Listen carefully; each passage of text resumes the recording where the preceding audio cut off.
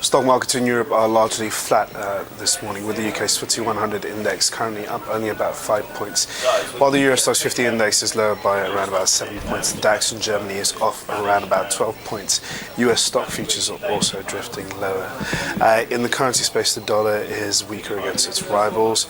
Commodity space, gold is currently flat, just up around about 10 cents.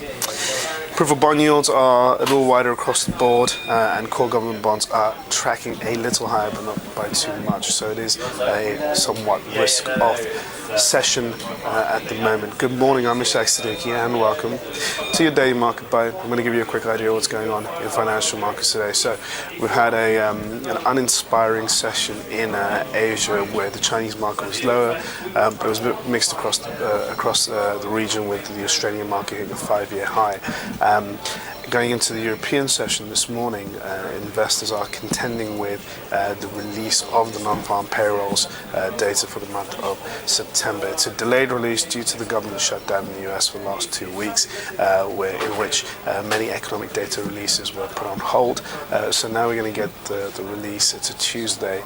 Payrolls are usually on a Friday, but it's payrolls Tuesday today. And when it comes to the actual number, expectations range from around about 180,000 jobs to 190,000 jobs created by the US economy for the month of September, and the unemployment rates remain steady at 7.3%.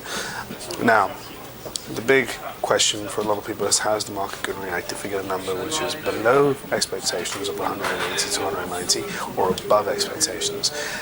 The real key here is, it doesn't matter if it goes above or below, it's the unemployment rate. If we can drift lower, below 7.3%, then people will start thinking the Fed has more of an argument or a case to start tapering QE.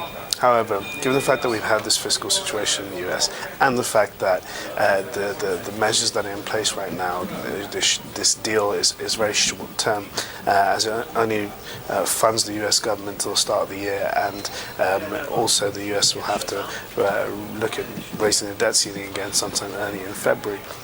For that reason, many people in the market believe that it's unlikely that the Fed will taper QE anytime soon.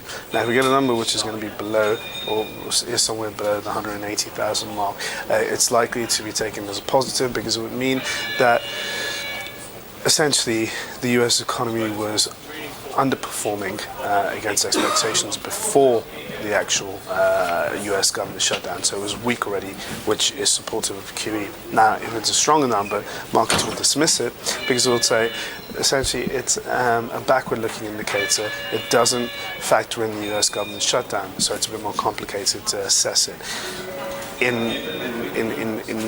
When it comes to what we're really looking for, it's not particularly this number, because this is not going to be an accurate gauge of the labour market. It's more so the October payrolls data, which is going to be out next month. Other than that, there's not much really else going on. We've had numbers out from a number of corporates. Arm Holdings is up at the moment as it beat on sales. KPN is lower in the Netherlands, and that's because it's cutting jobs, and the outlook is somewhat bleaker after American Mobile withdrew their bid for the company. Record Benckiser performed better than expected. So earnings are coming in thick and fast. We have to remember there was 3 key earnings season. We reached the peak of it in the US for the banking sector last week. Today we've got more earnings out from the US and also from Europe this week. Thank you for watching your Daily Market Bite. Tune in for another one tomorrow. Cheers.